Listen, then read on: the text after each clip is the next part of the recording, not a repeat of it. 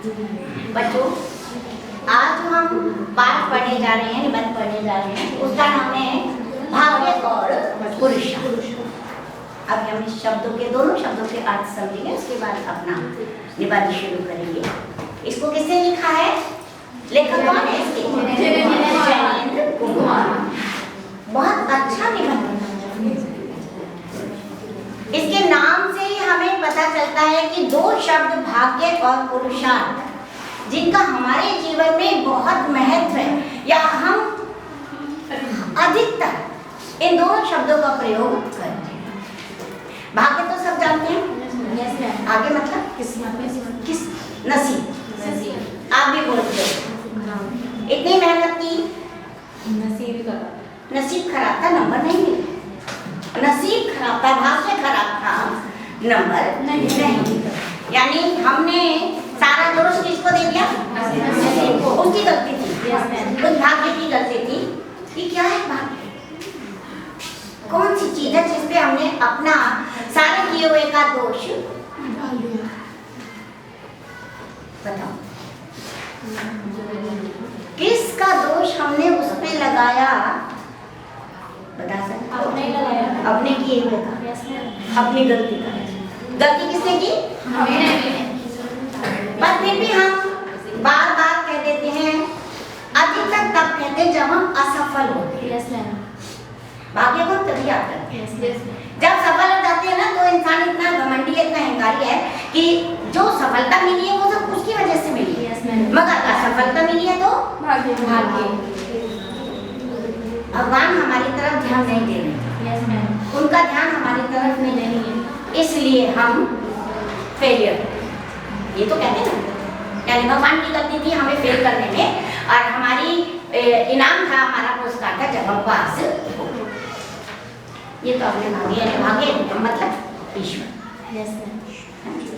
इसके साथ एक शब्द उन्होंने लिखा है पुरुषार्थ। कोई बताएगा पुरुषार्थ का मतलब? पुरुषों का समाज। खड़े होके बोलो, बिंदास बोला करो, गलत बोलो तभी बोला करो। मैं तो कहूँ कॉन्फिडेंस से बोलो, गलत बोलने अर्थ गलत निकाले फिर भी हम विश्वास से बोले। हमें पढ़ते पढ़ते कॉन्फिडेंस गेन करना है, नहीं करना है? चलिए बताइए। पुरुषों का समाज। नो, कोई और? बैठो। नहीं पता आपको पुरुषार्थ? ये तो सारी मेन चीज है। पुरुषार्थ मतलब कर्म। जो कर्म हम कर रहे हैं वो पुरुषार्थ होता है। देखो दो ही चीजें तो होती हैं, हम कोई काम करते हैं, जब हम कोई काम करते हैं तो हमें उसका प्रतिफल मिलता है, परिणाम के रूप में मिलता है, ये चीज तो होती है। उस कर्म को करते हुए अगर हमारा परिणाम हमें मिल गया, यानी जो हमने लक्ष्य निर्धारित किया था वो हमने प्राप्त कर लिया, हम सफल हो गए। कार्य करते जा रहे हैं और हम असफल हो गए। वहां आ गया भाग्य कि भाग्य में नहीं, भाग्य में होता तो मिल जाता, भाग्य में होता तो मैं पास हो जाती। मेहनत तो मैंने बहुत की थी पर भाग्य में नहीं था। इस तरह के शब्दों का प्रयोग हम खुद भी करते हैं और अपने समाज में भी, हम अपने घर में भी हम इन बातों को कभी ना कभी किसी न किसी परिप्रेक्ष्य में सुनते भी। तो एक प्रश्न कभी आपके दिमाग में आया कि जब सफल हो गए तो हम क्रेडिट हमने ले लिया, और जब असफल हो गए तो क्रेडिट हमारा क्यों नहीं है? क्योंकि जब सफल हुए थे तब भी कर्म हम ही ने तो किया था, कर्म कोई और करने थोड़ी आया था।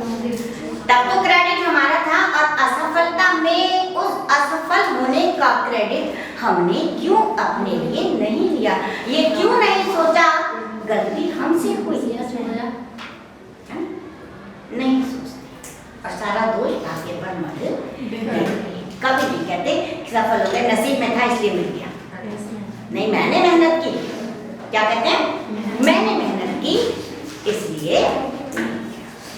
तो कभी भाग्य आपके पास आ जाता है, कभी भाग्य आपके काम आ जाता है, कभी भाग्य आपसे रूठ जाता है, नाराज हो जाता है। ऐसा क्यों होता है? आखिर ये भाग्य है क्या? क्या है? कहाँ रहता है? हर समय हमारे साथ क्यों नहीं रहता? जब हमारा ही नसीब है तो हर समय हम इसे क्यों महसूस नहीं कर पाते? ये प्रश्न हमारे मन में आने चाहिए। चलिए कोई नहीं, आपके मन में नहीं आए पर जैनेंद्र जी के मन में आए। और उस पर इन्होंने बहुत गहन चिंतन मनन किया। उसके पश्चात एक बहुत ही सुंदर सा निबंध उन्होंने लिखा। और ये हमारा सौभाग्य है कि उनके उस लिखे हुए निबंध को हम पढ़ रहे हैं, हमें पढ़ने को मिल रहा है। शुरू करें? बहुत सारी जिज्ञासाएं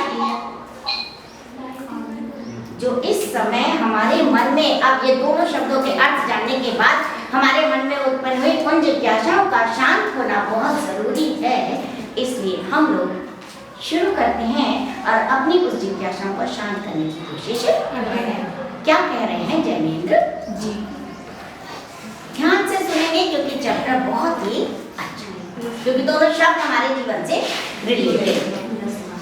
भाग्य और पुरुषार्थ विपरीत नहीं तो अलग तो समझे ही जाते। भाग्य और पुरुषार्थ विपरीत नहीं है, फिर भी अलग अलग समझे जाते हैं। भाग्य अलग, पुरुषार्थ अलग। ये बड़ी ट्रेजेडी है इन दोनों शब्दों के साथ। पर लेखक कह रहे हैं मैं ऐसा नहीं समझता, मैं इन्हें अलग अलग नहीं समझता। और क्यों नहीं समझते वो बता रहे हैं। भाग्य का उदय मेरे निकट निरर्थक शब्द नहीं है। भाग्य का उदय, उदय मतलब दिखाई देना, भाग्य दिखाई देना, भाग्य महसूस होना। मेरे सामने या मेरे लिए कोई गलत शब्द नहीं है। यदि मेरे को किसी चीज की सफलता मिल गई और ये कहें मेरा भाग्य उदय चल रहा है तो ये गलत नहीं। ऐसे तो कहते हैं ना, देखो उसका भाग्य कितना अच्छा है, उसके साथ साथ चल रहा है और वो जो भी कार्य करता है उसे सफलता मिलती चली जा रही है। स्पष्ट ही भाग्योदय का आशय है कि मैं प्रधान नहीं हूँ, भाग्य प्रधान। समझ गए ना? Yes ma'am. मैं प्रधान नहीं हूँ, मैं मुख्य नहीं हूँ। मेरे लिए क्या मुख्य है? भाग्य।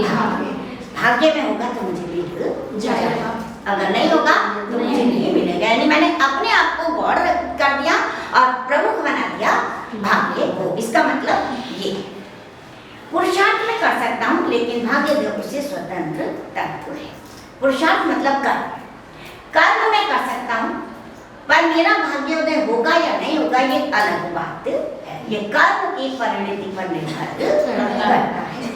हो सकता है कि लोगों को ये मानने में कठिनाई हो, मुझे इसे स्वीकार करने में उल्टे अपनी धन्यता मालूम होती है। करें बहुत से लोग इसे स्वीकार नहीं करेंगे, इसे एग्री नहीं होंगे, पर वो कह रहे हैं मैं इसे पूर्णतया स्वीकार करता हूँ।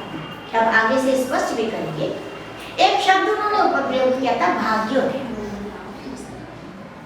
इसी से मिलता जुलता एक शब्द आप रोज इस्तेमाल करते हैं, सूर्योदय।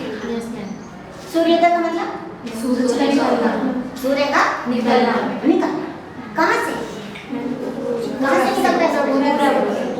निकलेगा तो हमें दिखाई देगा। Meeting ended. ज्वाइन करना पड़ेगा। देखो हम कंटिन्यू करते हैं।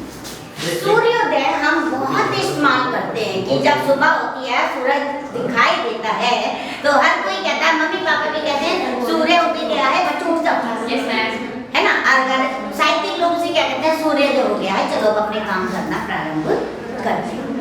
एक शब्द है सूर्योदय। हम जानते हैं कि उदय सूरज का नहीं होता अगर हम इस्तेमाल हम शब्द का करते हैं, पर साइंस हमने पढ़ी है। और उस साइंस के माध्यम से हमें ये पता चल गया है कि कभी भी सूरज नहीं उगता। क्यों? क्योंकि वो अपने स्थान पर स्थिर है। और जो चीज स्थिर है ना तो वो उदय होगी और ना ही वो अस्त होगी। फिर भी हम लोग जब सूरज निकलता है तो कहते हैं सूर्योदय हो गया, और जब सूरज ढलता है तो कहते हैं कि सूर्यास्त हो गया। समझ गए ना इस चीज को? ऐसा ही भाग्योदय है। देखो सूरज का नहीं होता, सूरज तो अपेक्षित अपनी जगह रहता है, चलती घूमती धरती है। जैसे कि कोई चीज आप यहाँ बीच में रख दीजिए और अब वो इधर उधर नहीं जाएगी,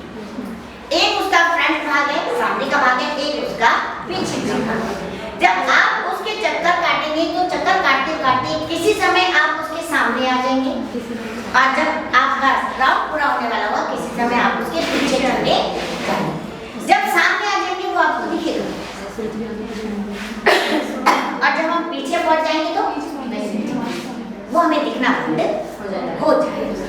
तो जब वो दिखेगा तो उदय हो गया, और जब वो नहीं दिख रहा तो अस्त हो गया। यही सूर्य के साथ है, क्योंकि हमारी जो धरती है जिस पर हम रहते हैं ये आप सब जानते हैं सूर्य के चक्कर काटते हैं। जब सूर्य के चक्कर काटते काटते वो सूर्य के सामने आ जाती है तो सूर्योदय हो जाता है, यानी सूर्य उसे नजर आने लगता है। सूर्य का उदय नहीं हुआ, सूर्य एक स्थान पर स्थिर है, और भाई क्योंकि रुकती नहीं है उसे, धीरे धीरे चक्कर काटते काटते जब यहाँ आती है पीछे आ जाती है तो सूर्य दिखाई देना बंद हो जाता है, अंधेरा हो जाता है, और हम कहते हैं सूर्यास्त हो गया। जबकि हम सब जानते हैं ना तो सूर्य कभी उदित होता है और ना ही कभी अस्त होता है। क्यों? क्योंकि वो अपने एक स्थान पर स्थिर है। चल रहे हैं, घूम रहे हैं हम लोग धरती के साथ साथ, ठीक है, और हम घूम रहे हैं हमें पता भी नहीं चल रहा। ये कितनी एक विलक्षण बात है जो किसकी है? ईश्वर, उनकी कृपा से ही हुआ है। वो कह रहे हैं फिर भी सूर्योदय शब्द हमको बहुत शुभ और सार्थक मालूम है। आप सब समझ गए, ना तो सूर्य का उदय होता ना सूर्य का अस्त होता। अस्त होता है ना उदय होता है, ठीक ऐसा ही भाग्य होता है। देखो भाग्य भी इसी तरह मैं मानता हूँ वह तो विधाता का दूसरा नाम है। अब उन्होंने यहाँ बता दिया भाग्य क्या है? ईश्वर का दूसरा नाम, यानी भाग्य ही ईश्वर है। ईश्वर कह लो भाग्य कह लो, दोनों एक ही चीज है। वो सर्व अंतर्यामी और सार्वकालिक रूप में है। उसका अस्थि कब की उदय। ईश्वर कैसा है? सर्व अंतर्यामी है, सब कुछ देखता है, सार्वकालिक है, हर काल में हर समय में वो उपस्थित रहता है, कभी वो नहीं जाता। तो जो हमेशा रहता है उसके उदय अस्त का प्रश्न ही नहीं उठता। इसी तरह से जब भाग्य ईश्वर का दूसरा नाम है तो भाग्य का मतलब क्या हुआ? भाग्य हमेशा हमारे साथ है। कहाँ है भाग्य? हमारे साथ। अभी आपके पास है आपका भाग्य। आप बैठे हैं, आपके पास है आपका भाग्य। आप देख नहीं पा रहे, ये अलग चीज है, और उसे देखेंगे नहीं महसूस, क्योंकि वो ईश्वर का रूप है, इसलिए वो केवल महसूस होता है। और वो महसूस कब होता है? अगर आप बहुत अच्छे से पढ़ेंगे तो ये भाग्य जो आपके साथ बैठा है ये उस दिन उदय हो जाएगा जब इस चैप्टर से रिलेटेड कोई क्वेश्चन आएगा और हम बड़े शान से बड़े अच्छे से लिख कर आएंगे और फिर कहेंगे भाग्य उदय हो गया। उदय का हुआ तो आपके साथ उस दिन भी था जिस दिन आप पढ़ रहे थे, और उस दिन भी है जिस दिन आप लिख रहे थे। यानी भाग्य के उदय का प्रश्न सदा हमारी अपनी अपेक्षा हमारे मन से, हमारी इच्छा से भाग्य का उदय होता है। फल की प्राप्ति होगी, भाग्य उदय। फेल हो गए, प्राप्त नहीं कर पाए, असफल हो गए, भाग्य अस्त हो गया, भाग्य छुप गया, भाग्य नाराज हो गया, भाग्य हमसे रूठ गया। इन शब्दों का प्रयोग मनुष्य करता है। धरती का रुख सूरज की तरफ हो जाए यही उसके लिए सूर्योदय है। ऐसे ही मैं मानता हूँ कि हमारा मुख सही भाग्य की तरफ हो जाए, इसी को भाग्य कहना चाहिए। जैसे धरती का मुख जब सूरज के सामने आ जाता है तब हम कहते हैं सूर्योदय हो गया, उसी प्रकार से हमारा मुख जब सही रूप में भाग्य के सामने आ जाएगा तब भाग्योदय हो जाएगा। लेकिन ऐसा हुआ नहीं करता। यही एक चीज आती है, अभी आपके सामने भाग्य है, अब आप सोचो कि भाग्य पीछे है, इधर है, इधर बैठे लाओ खींच के अपने आप सामने बैठा ले, ऐसा नहीं होगा। यहाँ एक चीज आती है जो आपका भाग्योदय करने में आपकी मदद करती है, और वो क्या है? ये हमारा भाग्य है। अब एक चीज आ गई, भाग्य को अगर अपने पास रखना है, सामने रखना है तो हमें क्या करना है? पुरुषार्थ। पुरुषार्थ मैंने आपको बताया, पुरुषार्थ का अर्थात भाग्य को कहीं से खींच कर उदय में लाना नहीं है, ना अपने साथ ही ज्यादा खींचतान करनी है, और हम मुख हमेशा कहाँ रखते हैं? अपनी तरफ मुख रखने का मतलब हम अपने से ज्यादा किसी को महत्व देते ही नहीं। हम अपने को ही महत्व देते हैं, अपने बारे में ही सोचते हैं, अपने लिए ही करते हैं। सब काम जो हमारी जिंदगी में होता है वो किसके लिए होता है? अपने लिए। हम दूसरों के लिए करते हैं, अपने लिए करते हैं। पढ़ाई भी हम अपने लिए तो करें, किसी अपने लिए करें। तो कह रहे हैं कि हम अपने से ही प्यार करते हैं। देखो सही है या नहीं बता।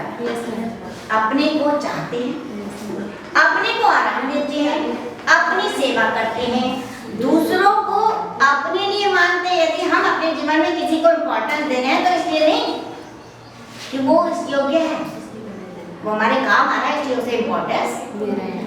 अगर काम नहीं आएगा तो हम उसे इम्पोर्टेंस नहीं देंगे, दुत्कार देंगे। किसी काम का व्यक्ति नहीं है। क्या कोई व्यक्ति ऐसा होता है जो किसी काम का ना हो? बोलो नहीं। फिर भी हम उसी व्यक्ति को महत्व देते हैं जो हमारे किसी काम आता है। यानी अपने लिए तो दे रहे हैं, हमारे काम आ रहा है, आगे ना अपना। दूसरों को अपने लिए मानते हैं, सब कुछ को अपने अनुकूल चाहते हैं। हर व्यक्ति के मन में होता है कि सब कुछ जो भी हो मेरे अनुकूल, उससे किसे लाभ होना चाहिए? मुझे लाभ होना चाहिए। मुझे लाभ हो रहा है तो ठीक है, मुझे लाभ नहीं हो रहा तो बेकार है। चाहते ये हैं कि हम पूजा और प्रशंसा के केंद्र हों और दूसरे हमारे आसपास इसी भाव से मंडराया करें। पूजा और प्रशंसा यानी हर कोई किसे अहमियत दे? हमें। हमारे आसपास आए, हमारी प्रशंसा करे, हमारी जीवोजीनी करे, हमारी चापलूसी करे, यानी हर कोई हमें इम्पोर्टेंस दे। ये भी हर व्यक्ति चाहता है। सबके मन में यही भाव रहता है। चाहते हैं कि हम पूजा प्रशंसा के केंद्र, दूसरे आसपास हमारे इसी भाव से मंडराया करें। इसी वासना से हमें छुट्टी नहीं मिलती। ये जो एक इच्छा है, इसे कभी हम छोड़ नहीं सकते। आप भी अगर अपने मन में 2 सेकंड के लिए विचार करें तो आपको भी लगेगा कि अगर कोई हमारी सहेली है तो वो सहेली इसलिए है क्योंकि वो हमारे काम आती है। अगर वो हमारे काम नहीं आए तो क्या हम उसे अपनी फ्रेंड बनाएंगे? नहीं। अगर आपकी सहेली आपके काम आना बंद कर दे, थोड़े थोड़े धीरे धीरे आपसे उसके बीच में दूरियां बढ़ती चली जाएंगी। और जब तक वो आपके काम आती रहेगी तब तक आपकी घनिष्ठता बढ़ती चली जाएगी। वो आपकी सबसे प्यारी सखी है ना? सही है नहीं है? और जिस दिन उसने कहा कि नहीं मैं तेरा काम नहीं कर सकता, उसी दिन हम तीसरी के पास जाके उसकी 50 बुराइयां कर रहे हैं। किसकी? अपनी उस अंतरंग सखी की, अपनी उस अंतरंग जानते हो? नहीं जानते, इसलिए मैंने शब्द का प्रयोग किया। अंतरंग मतलब जैसे आप इंग्लिश में मैं आपको बताऊं, जैसे आप कहते हो फास्ट फ्रेंड, अभिन्न मित्र, जो हमसे भिन्न नहीं है, जिसे हम अपने आप से भी ज्यादा मानते हैं, अपने आप से ज्यादा मानते हैं। काम आना बंद कर दिया और जाके उसकी 50 बुराइयां कराई। कैसे अभिन्न मित्र? पर मनुष्य ऐसा है, जब तक मनुष्य पीछे से आवाज आ रही है, जब तक मनुष्य के कोई काम आता रहता है वो उसके लिए बहुत अच्छा है। जिस दिन वो काम आना बंद हो जाता है वो अच्छा नहीं। ये एक बहुत बड़ा सत्य है। इस वासना से हमें छुट्टी नहीं मिलती। तब भी क्या होता है, यानी हम चाह रहे हैं सब कुछ हमारे अनुकूल, सब कुछ, फिर भी अचानक से क्या हुआ कि हमारे जीवन में एक गहरा दुख आ। इस बात को गहराई से समझो। अभी उन्होंने बताया कि हर व्यक्ति चाहता है कि सब कुछ मेरे अनुकूल। मेरे अनुकूल का मतलब है, जाहिर सी बात है, हम अपने लिए अच्छा ही चाहते हैं। कोई नहीं चाहता मेरे जीवन में दुख आए। सब कुछ अच्छा चाह रहे हैं, चल भी रहा है, फिर अचानक से क्या हुआ, कोई दुख हमारे जीवन में आ गया। अरे कहाँ से आ गया? इसको तो हमने कभी सोचा भी नहीं था। इसके बारे में या इसको पाने के लिए हमने कभी मन में इच्छा भी आने नहीं दी थी, उत्पन्न नहीं होने दी थी। फिर भी ये दुख कहाँ से आया? पर वो दुख और उस दुख ने हमें अंदर तक, हृदय तक विदीर्ण कर दिया। क्योंकि हम ये सोच रहे हैं कि दुख पाने के लिए तो हमने कभी सोचा भी नहीं। हमने तो क्या सोचा था कि हमारे जीवन में क्या है, सुख ही सुख आए। हर कोई हमारी पूजा करे, हमारी प्रशंसा करे, हमें ही माने, यही तो सोचा था। फिर भी जीवन में दुख आ गया और क्या हुआ, उसने हमें अंदर तक विदीर्ण कर दिया और कुछ क्षण के लिए हमें ऐसा महसूस हुआ जैसे हमारा अहम शून्य वह शून्य अवस्था, जब हम ये सोच नहीं पाते हैं आवाज, जब हम इस कंडीशन में होते हैं कि ये क्या हुआ, एक अप्रत्याशित सी घटना हमारे जीवन में घट गई,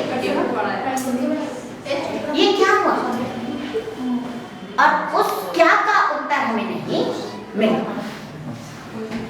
शून्य सा हो जाता है सब कुछ, क्योंकि कभी भी मनुष्य नहीं चाहता कि उसके जीवन में दुख, और जब वो दुख आ जाता है तब मनुष्य बिल्कुल न्यूट्रल सा होता है। और वो जो शून्य अवस्था है वो तो ईश्वर की कृपा है। जो हम कोस रहे हैं ये कहां से आ गया, दुख कैसे आ गया, दुख को तो हमने चाहा भी नहीं था, ये क्यों आ गया हमारे जीवन में, इस तरह से हम और भगवान से कह रहे हैं कि हमने तो कुछ ऐसा किया नहीं जो तुमने हमें दुख दिया, क्यों दिया। बहुत बुरा लगता है जब दुख आता है। पर आपको मैं बताऊं, जयेंद्र जी भी वही बात कर रहे हैं, दुख मनुष्य के लिए सबसे अच्छी चीज है, और अच्छी चीजें हमें भी बाद में पता चलेगा। आप सोच रहे हो कैसी उल्टी बात आज मैडम पढ़ा रही हैं कि दुख हमारे लिए क्या अच्छा है, हमें क्या करना है, दुख का दुख तो हमें बहुत दुख देता है, कष्ट देता है, हमें तो सुख चाहिए, सुख के लिए तो हम सब प्रयास कर रहे हैं, हर मनुष्य सुख के लिए प्रयास करता है, कोई नहीं चाहता, ये बात ठीक है। पर दुख ईश्वर की वो अनुकंपा है जिसे कहते हैं वो ईश्वर का वरदान, ईश्वर का ऐसा वरदान है जो मनुष्य को मनुष्य बनाए रखता है। क्योंकि जब तक दुख नहीं आता तब तक मनुष्य एक अहंकार में रहता है कि उसे अपने सामने कोई नजर ही नहीं आता, किसी का कष्ट महसूस ही नहीं होता। हम दूसरे के कष्ट को तभी महसूस कर पाते हैं जब उसी से रिलेटेड या वैसा कष्ट हमने कभी महसूस किया होता ही होता। यदि हमारे हाथ कभी कट जाए, चोट लग जाए, तो जितने लोगों को चोट लगेगी उनका दुख हमें उस समय महसूस होगा, हमें याद आएगा इतना दुख हुआ था। और फिर यदि हम सहृदय होंगे तो कोशिश करेंगे उस व्यक्ति को उस दुख से हम मुक्त करा पाए, और मुक्त नहीं भी करा पाए तो कम से कम उसके दुख को कम करने में तो मदद करेंगे। और ये क्या चीज है, ये भाव, ये वाला भाव, मानवता का भाव। और इससे तक यदि हमें कभी कष्ट नहीं सहा होता तो कोई हमारे सामने मरा भी पड़ा तो भी हम देखते हुए चलते चले, कोई कष्ट में हम, हमारा हृदय द्रवित नहीं होता उसे देखकर, क्यों, क्योंकि हमने कभी उस कष्ट को सहा नहीं। तो अब बताओ दुख वरदान है कि नहीं, आना चाहिए ना दुख। यदि हमें मनुष्य बने रहना है तो हमारे जीवन में मैं कहती हूँ दुख आना चाहिए और समय समय पर आते रहना चाहिए, क्योंकि मनुष्य की फितरत ऐसी होती है वो कुछ समय बाद भूल जाता है। दुख आया कुछ समय तक लंबा लंबा सुख आ रहा है तो भी वो भूल जाएगा अपने दुख को। तो दुख तो हमारे जीवन में समय समय पर आना चाहिए यदि हम चाहते हैं कि हम मनुष्य बने, मानवता हमारे अंदर जीवित रहे। और यही तो बता रहे हैं, इसलिए मैं मानता हूँ कि दुख भगवान का वरदान है। अहम किसी और औसत से गलता ही नहीं, दुख हमारे अहंकार को समाप्त कर, अहम, जैसे अभी हमने पिछले पढ़ा था अध्याय में कि मनुष्य के जीवन की सबसे बड़ी बुराई क्या होती है, अहंकार। और अहंकार को समाप्त कौन करता है, दुख। कौन करता है, दुख। दुख ही भगवान का अमृत है। इसमें पूरी पंक्ति को आप अंडरलाइन कीजिए, बहुत अच्छी है। यदि गद्यांश आता है तो रेखांकित अंश की व्याख्या करके जो एक प्रश्न आता है उसमें ये प्रश्न पूछा जाता है। यहाँ से दुख भगवान का वरदान है, अहम और किसी और शब्द से गलता नहीं, दुख ही भगवान का अमृत है। वह क्षण सचमुच ही भाग्योदय का हो जाता है अगर हम उसमें भगवान की कृपा को पहचान लें।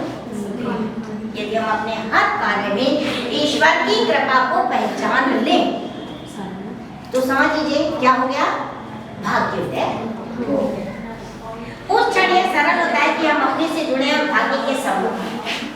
बस इसी सम्मुखता के देरी है। हम अभी पीछे पढ़ा था ना कि भाग्य को कैसे अपने सामने लाया जाए, वो क्षण जब हमारे अंदर का अहंकार समाप्त हो जाता है, तब हम किससे जुड़ जाते हैं? ईश्वर। ईश्वर से जुड़ते ही समझ लीजिए हमारा भाग्योदय हो गया। क्यों? क्योंकि जब हम ईश्वर से जुड़ जाते हैं तो हम फिर अपने लिए नहीं जीते, दूसरों के लिए जीते। फिर हम जो भी काम करते हैं किसके लिए करते हैं? दूसरों के लिए। हमारे काम में प्रायोरिटी दूसरों की हो जाती है। यदि हम कोई काम करने जा रहे हैं और हमें लग रहा है इससे हमें तो फायदा हो रहा है मगर उसको कष्ट होगा, तो हम क्योंकि ईश्वर से जुड़ चुके हैं, हम दुख को सह चुके हैं, उस कष्ट को हमने महसूस किया है, तो हम उस काम को कभी भी नहीं करेंगे भले ही वो हमारे फायदे का हो, यदि उससे किसी को कष्ट हो रहा है। यही है दुख का प्रभाव जो हमें समय समय पर हमारे जीवन में आता है और हमें मानव बनाकर चला जाता है। क्यों? क्योंकि अब ये बताया आपको कि दुख या कष्ट सहने के बाद ही हम अन्य व्यक्ति के दुख या कष्ट को महसूस करने की स्थिति में आते हैं। बस इस समझता की देर है कि भाग्योदय हुआ। असल में उदय उसका क्या होना? भाग्य का थोड़ी उदय होना, भाग्य का हमारे सामने उसका आलोक तो कण कण में व्याप्त सदा सर्वदा, वो तो कण कण में व्याप्त है क्योंकि वो ईश्वर का दूसरा नाम है, इसलिए वो हर जगह है, हर समय हमारे सामने है। बस हमारी अपनी दृष्टि खोलने की देर है, हमारी उसे पहचानने की देर है। उसे हम पहचान तब पाते हैं जब हमारे अंदर मानवता जीवित अहंकार नष्ट होता है, तब हम दूसरों को या अपने भाग्य को समझ पाते हैं, उसे महसूस कर पाते हैं। उस आलोक के प्रति खुलना हमारी आंख का हो जाए, बस उसी की प्रतीक्षा है। साधना और प्रयत्न सब बुद्धि मात्र के लिए, जो साधना, जो प्रयत्न, जो कर्म हम कर रहे हैं, जो पुरुषार्थ हम कर रहे हैं, वो सब इसी के लिए है कि हमारा भाग्योदय हो जाए। प्रयत्न पुरुषार्थ का कोई दूसरा लक्ष्य मानना बहुत बड़ी भूल करना होगा। ऐसी चेष्टा व्यर्थ सिद्ध। यदि हम जो कर्म करते हैं, जो प्रयत्न करते हैं, जो पुरुषार्थ हमारे द्वारा हो रहा है, इसका हम कोई दूसरा अर्थ निकालें। दूसरा अर्थ मतलब कि ये सोचे जब मैं कर्म कर रहा हूँ तो मुझे फल मिलेगा ही। ऐसे भी सोच वाले होते हैं ना, कभी कभी मिल जाता है, कभी कभी नहीं मिलता, पर वो मिलता कब है? जब हमारा कर्म बिल्कुल सही होता है, ठीक है। और जब कर्म हमारा सही होता है, हम कर्म को इम्पोर्टेंस देते हैं, भाग्य को इम्पोर्टेंस नहीं देते, तब हमारी सोच बन जाती है कि जब मैं कर्म कर सकता हूँ तो मैं अपना भाग्य बना सकता हूँ। ये भी हमारे मन में आता है। कुछ लोग इस सोच के भी होते हैं, कुछ लोग इस सोच के भी होते हैं, नहीं, सब कुछ भाग्य है। भाग्य में होगा तो मिल जाए, भाग्य में नहीं होगा तो नहीं। और यही सोच कर वो अक्सर कर्म नहीं करते। अभी हम आगे चैप्टर को पढ़ेंगे, थोड़ा सा यहाँ मैं आपको समझा दूं। दो तरह के व्यक्ति हमारे जीवन में आए। एक तो ये सोच वाले कि जब मैं कर्म कर रहा हूँ तो मुझे प्राप्त होगा, फल की प्राप्ति निश्चित है। एक इस सोच वाले आए कि अगर भाग्य में होगा तो मिल जाएगा और नहीं होगा तो नहीं मिलेगा। और वो इस सोच के अकॉर्डिंग मनुष्य कर्म करता है। क्या आप बता सकते हो आप में से कुछ बच्चे कौन कौन से पक्ष में हैं? आप किस पक्ष में आते हो? आप ये सोचते हो कि कर्म जब हम कर रहे हैं तो हमें फल मिलेगा ही मिलेगा, या आप ये सोचते हो कि नहीं भाग्य में होगा तो मिल जाएगा? चलो आज हाथ खड़ा करेंगे, है ना। वो बच्चे हाथ खड़ा करें जो सोचते हैं कि नहीं भाग्य में होगा तो मिल जाएगा, हाथ खड़ा करें। कोई नहीं। एक मिनट, आप सबके सब ये सोचते हो कि जब मैं कर्म कर रही हूँ तो मुझे फल मिलेगा ही मिलेगा। सारे बच्चे, एक भी बच्चा दूसरी नौका में सवार नहीं होगा, सब एक ही नौका में बैठेंगे। पक्का? दृढ़ निश्चय करके बताइएगा, हाँ तुम किस नौका में हो। या शर्माने की या ये डरने की कोई वो नहीं है कि अगर हम ये कहें कि नसीब में होगा तो मिलेगा, हम ये सोच वाले हैं। या भाग्य में जब हम कर्म कर रहे हैं तब हमें मिलेगा, हम ये सोच वाले। यहाँ तो हम एक डिस्कशन कर रहे हैं और एक निर्णय निकालने जा रहे हैं कि